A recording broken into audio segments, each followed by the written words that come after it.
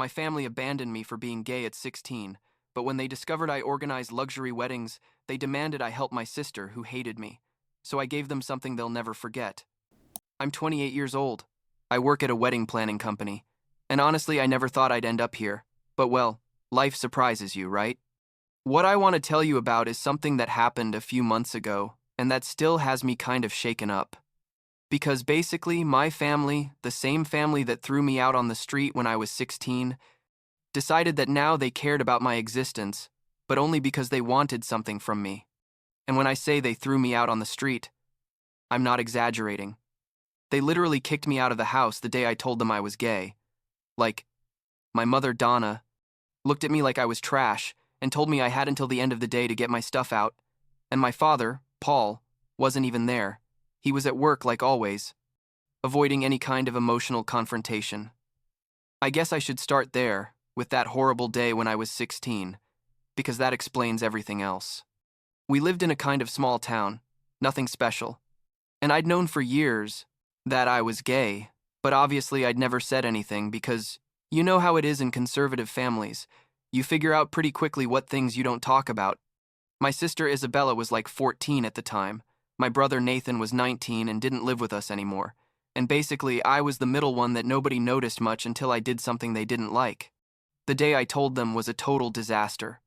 My mother started screaming about how could I do this to the family? What were the neighbors going to say? That it was a disgrace. And I tried to explain that it wasn't something I chose, but she didn't want to hear anything.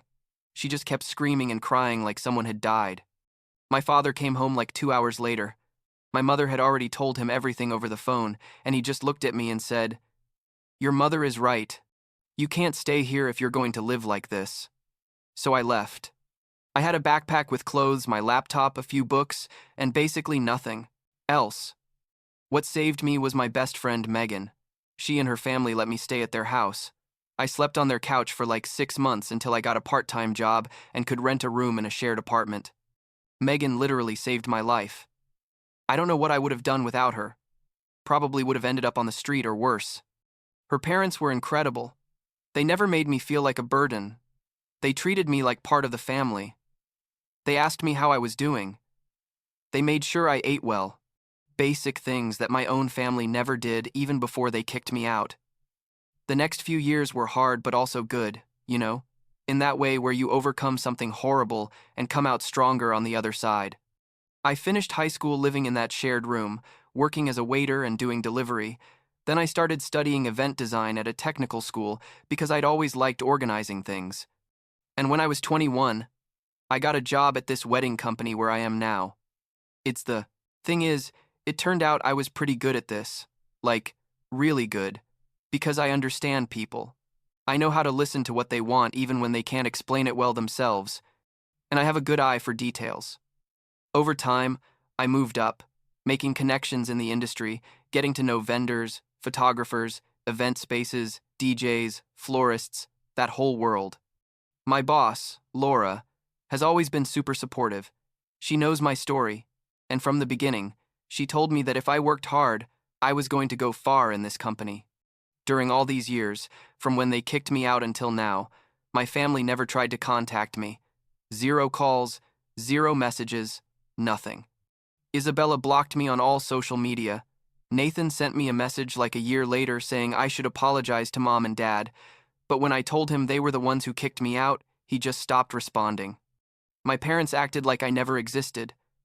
They deleted all my photos from the house according to what a cousin told me, and basically they told the extended family that I had chosen to leave because I wanted to live a life of sin or something like that. I mean, they completely changed the narrative to make themselves the victims. And honestly, over time, I got over it. I'm not going to say it didn't hurt, because of course it hurt. There are days when it still hurts. But I built my own life. I have my own friends, my own space, and I'm fine. More than fine. Actually, I make good money. I have a nice apartment. I've been dating someone for like a year. Basically, I'm living my best life without them. So we get to a few months ago. Megan, my best friend who saved me when I was 16, was getting married. She was super excited but also stressed because weddings are crazy expensive, you know, and she and her fiancé didn't have a huge budget. I obviously wanted to help her. After everything she'd done for me, it was the least I could do, so I used all my connections in the industry to get her incredible discounts. He talked to the owner of the venue where I work and explained the situation. He gave me the place basically at cost because he appreciates me and knows I'm a good worker. I got the photographer, who's a friend of mine from years back, to charge her half his normal rate. The florist owed me a favor from another wedding where I helped her with a difficult client, so she also gave us a special price. The DJ, the cake, the food, everything. I used every connection I had so Megan's wedding would be beautiful without her and her fiancé having to go into debt. The wedding was gorgeous. Megan was radiant. I cried like a baby during the ceremony, and at the end of the day she hugged me and told me she could never thank me enough. A few weeks later, she posted on Facebook a long post thanking everyone who had helped with the wedding, and she mentioned me specifically, tagged me and everything, saying that, thanks to me, they'd been able to have the wedding of their dreams without going broke, that I'd used my contacts in the industry to get them incredible discounts, that I was the best friend anyone could ask for. Stuff like that. It was super sweet and made me feel good. You know, because I really cared that she had a perfect day. What I didn't expect was that post was going to change everything. Turns out, Isabella, my sister, who I hadn't seen or spoken to in 12 years, saw the post. I don't know how. Probably someone showed it to her, or maybe she was stalking me on social media, who knows. The thing is that 3 days after Megan posted that, I got a call from a number I didn't know. I answered without thinking, and it was my mother, Donna. Her voice sounded exactly like the last time I'd heard it. That tone she always used when she wanted something. She said, "Hi, Drew. I know it's been a long time," and I just froze there because I literally didn't know what to say. Like, seriously? She just calls me after 12 years like nothing happened? She kept talking without waiting for me to respond, said she'd seen what I did for my friend's wedding and that she was very impressed, that she always knew I had talent for those things. And I'm thinking, really? Where was that admiration when you were kicking me out of your house? But she didn't stop. She told me Isabella was getting married in 6 months. They were planning the wedding, and they hoped I could help them the same way I helped my friend. Just like that. Like it was the most normal thing in the world to ask me this favor after abandoning me. I told her no. Simple and clear. No. She was quiet for a second and then said, "But she's your sister, Drew. She's family." And I let out a laugh that came out more bitter than I intended, and I said, "Are you seriously going to talk to me about family? You? The person who threw me out on the street when I was 16? She tried to defend herself. Started with how it had been a difficult time for everyone. That I was very young, and they didn't know how to handle the situation. All those excuses people give when they don't want to admit they fucked up.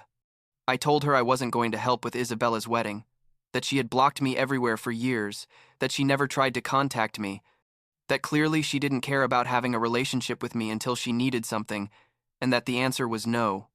I hung up. I thought that would be the end of it, but oh, surprise, it wasn't. The next day, the messages started. First from my mother, then from Isabella, then from Nathan. I even got calls from aunts and uncles I hadn't heard from in years, all saying the same thing, that I was selfish, that family helps each other. How could I help a stranger, but not my own sister? Isabella's messages were particularly hurtful.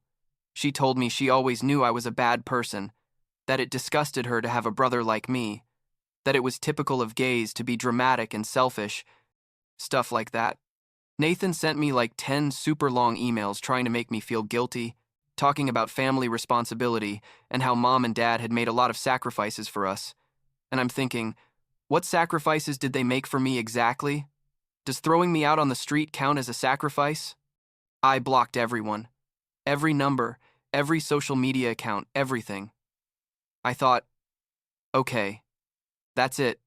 They're going to get tired and leave me alone. But no, oh no. Things got worse. Like a week later, I got a call at work. It was the receptionist telling me someone had called asking for me, someone named Isabella, saying she was my sister and needed to talk to me urgently. I told the receptionist not to put through any more calls from her. The next day, Isabella called again. But this time she didn't ask to speak to me. Instead, she told the receptionist she wanted to make a formal complaint because I had helped my friend with her wedding, but refused to help my own family.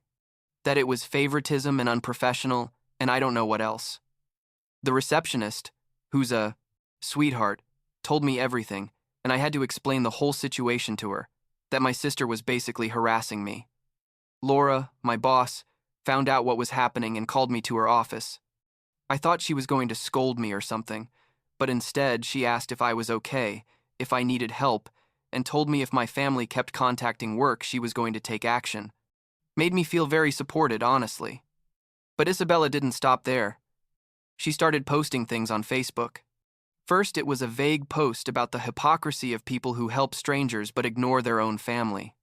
Then it got more specific, without mentioning me by name but clearly talking about me, saying her brother worked in the wedding industry, had helped a friend save thousands of dollars, but refused to help her, that she was devastated, that she didn't understand how someone could be so cruel to their own blood. People who knew her started commenting supportive things, saying what a horrible brother she had, that they would never do that to a family member, all that shit. I didn't respond. I wasn't going to play that game, but it was hard to see her paint me as the villain when she didn't even mention that they'd kicked me out of the house as a minor. My friends who saw the posts asked me what was going on, and I had to explain the whole story over and over again. It was exhausting. Then, like 2 weeks after all that social media drama, something happened that really scared me. I was at work. It was a normal Tuesday. I had a meeting with some clients to plan their wedding, and I was in the conference room reviewing some papers when the receptionist knocked on the door all nervous and told me, "Drew, your mom and your sister are here. They say they need to talk to you." I froze, like, they came to my work? I told her I didn't want to see them, to please tell them to leave, but before I could do anything, they were already coming into the conference room. My mother looked exactly like I remembered her, maybe a little older, more tired. Isabella was standing there with her arms crossed, with that look of superiority she always had. My mother started talking. "Drew, please, we need to talk about this as a family," and I told them to leave, that I was at work, that they couldn't just show up like that. Isabella said, "Of course we can. You're our brother, and we're asking you for a simple favor. I don't understand why you're making this so difficult." I told her it wasn't a simple favor, that I didn't owe them anything, that they'd abandoned me and now wanted to pretend we were family just because they needed something from me. Things escalated quickly. My mother started crying. Isabella started yelling. I was trying to keep calm, but I was also furious. And then Laura appeared. My boss came into the room and with a super professional but firm voice told them they needed to leave immediately or she was going to call security.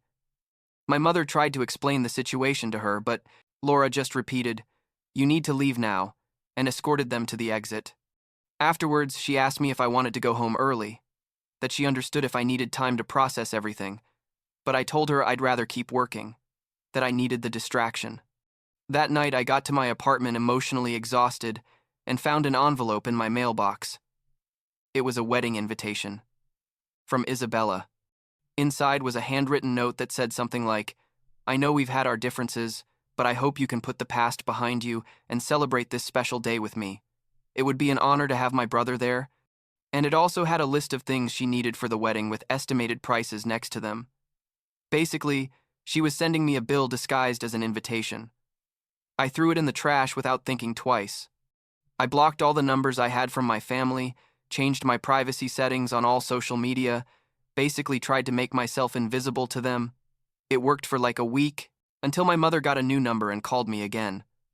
This time I told her directly, "If you contact me again, I'm going to get a restraining order. I'm not playing. Leave me alone." She started crying and saying, how could I threaten her like that? That she only wanted what was best for her daughter, and I hung up. What happened next was probably the most surreal thing in this whole situation. One Saturday morning, like 9 a.m., I heard noise outside my building. A lot of noise. I looked out the window and couldn't believe what I was seeing. Isabella was there with like 5 friends, all holding signs. I'm not kidding, handmade signs with messages like, "Drew helps strangers but not his family," and "Blood is thicker than money," and stuff like that. They were standing there on the sidewalk in front of my building, yelling my name every so often. I called the police immediately. I explained the situation, that my family was harassing me, that they'd shown up at my work and now they were protesting in front of my building. The police arrived in like 20 minutes, talked to Isabella and her friends, and basically told them they had to leave or they were going to be arrested for disturbing the peace or something like that. Isabella tried to argue that it was her right to protest, but the officer explained they were on private property and that I had requested they leave. Eventually, they left. But not before yelling at me that I was selfish and that I was going to regret it. After that, I went to see a lawyer. My friend Joseph, who's a lawyer, helped me start the process to get a restraining order against my mother, my father, and Isabella. I had to document everything: the calls, the messages, the incident at my work, the protest, everything. Joseph told me I had a solid case, that what they were doing definitely constituted harassment. My father, Paul, who had been absent from all this drama until that point, decided to make his grand appearance. He called me from his work phone, probably thinking I wasn't going to recognize the number. His voice sounded tired, frustrated, and he said, "Drew, this has gotten out of control. Your mother is very upset. Isabella is crying all the time. This is affecting you, and it's affecting all of us. Why don't you just help with the wedding and we can all move on?" I said. "Are you kidding? You kicked me out of your house 12 years ago, and now you want me to act like nothing happened? You think you can just show up in my life when you need something?" He got angry. Started saying I'd always been dramatic, that I needed to grow up and stop living in the past, that family is the most important thing, and I was destroying ours. I told him they destroyed our family the day they decided their discomfort with my sexuality was more important than their son, and that if he contacted me again, there would be legal consequences. I hung up, shaking with rage. 2 days later, I got an email from Nathan, Isabella's fiancé, who until that moment hadn't had any direct contact with me. The email was long, super manipulative, started saying he understood I'd had a difficult childhood and that my parents hadn't handled the situation well when I came out. But that Isabella wasn't to blame for that she was just a kid back then, that she was a different person now and really wanted to have a relationship with me, but I was rejecting her. Then he went on to talk about their financial situation, that he came from a humble family, that they were trying to have a nice wedding with limited resources, that it would be an incredible gesture if I could help them even just a little, that it didn't have to be as much as what I did for my friend, but something would be appreciated. He ended, saying he hoped I could find it in my heart to forgive and help. I didn't respond. I forwarded the email to Joseph, my lawyer, so he could add it to the harassment file. The temporary restraining order was approved. Like a week later, Joseph explained that this meant legally, my mother, father, and Isabella couldn't contact me in any way, couldn't come near me, my work, or my house within a certain distance, and that if they did, they could be arrested. I had to go to court for a hearing where a judge decided if the order would become permanent or not. My family didn't show up to the hearing, which Joseph said actually helped my case because it showed they weren't taking the matter seriously. The judge heard my testimony, reviewed all the harassment documentation, the screenshots of the messages, the police reports from when they were protesting in front of my building, everything, and approved the restraining order for 1 year, with the possibility of renewal. I felt relieved but also weird, because it's your family. No matter how toxic they are, there's a part of you that feels bad about having to take legal measures. But at the same time, I knew it was necessary. During the following weeks, everything was relatively quiet. I didn't get any more calls, more messages, nothing. Isabella kept posting vague things on social media about family betrayal and disappointing people, but she didn't mention me directly or tag me anymore, probably because her lawyer or someone told her it could get her in trouble with the restraining order. Isabella's wedding date eventually came and passed. I don't know how it was, if they had it, if they canceled it, if they got someone else to help them, nothing, because I blocked everything related to them and didn't look for information. My friends who still had some connection to people from my town told me there were rumors, that the wedding had been much smaller than planned, that my family was saying horrible things about me all over town, but honestly, I didn't care anymore. I'd spent too much emotional energy on this whole situation and needed to move on. Several months have passed since all that. The restraining order is still in effect. I haven't had any contact with my family, and honestly, my life is much calmer now. I'm still working at the same company. Laura is still an incredible boss. My friends have been super supportive through all this, and my boyfriend, who only met my toxic family through my stories, tells me all the time that he's proud of how I handled the situation, that setting boundaries is important, especially with people who hurt you.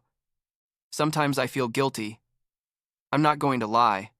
There are days when I wonder if I was too harsh, if I should have given more chances. If maybe Isabella had really changed and I didn't give her a chance to prove it. But then I remember how they treated me, how they kicked me out when I needed them most, how they never tried to contact me for 1-2 years until they needed something from me, how Isabella said horrible things to me and then acted like I was the villain, how my mother showed up at my work making a scene, how they literally held a protest in front of my building. And when I remember all that, I know I made the right decision. Last week, Megan and her husband came to dinner at my apartment. We were drinking wine, and suddenly she asked me if I ever regretted helping her with her wedding, if I felt like all this had been her fault for posting that thank you on social media. I told her of course not, that helping her was one of the best decisions I made, that she saved me when I was 16, and the least I could do was help her have the wedding of her dreams, and that what my family did afterwards wasn't her responsibility, it was just them showing who they really were. She started crying and hugged me, and told me I was the best person she knew, and that my family didn't know what they lost when they let me go. And that's basically where I am now. I'm 28 years old. I work at something I love. I have incredible friends who are more family to me than my biological family ever was. I have a healthy relationship with someone who supports me, and for the first time in 2 months, I'm not constantly stressed that my phone will ring or wondering if my family is going to show up at my work again. The restraining order renews in a few months, and I'm definitely going to extend it, because even though they haven't tried to contact me since it was approved, I also don't trust that they won't try again in the future. Did I do the right thing? Honestly, yes. I think I did. I didn't owe anything to people who abandoned me when I was a vulnerable teenager. I didn't have to sacrifice my peace of mind and my safety just because we shared DNA. And I definitely didn't have to use my professional contacts and my reputation to help someone who treated me like garbage for more than a decade. I guess in the end I learned that family isn't just the people you share blood with. Family is the people who are there for you when things get tough, the people who accept you as you are, the people who don't disappear for 12 years and then show up only when they need something.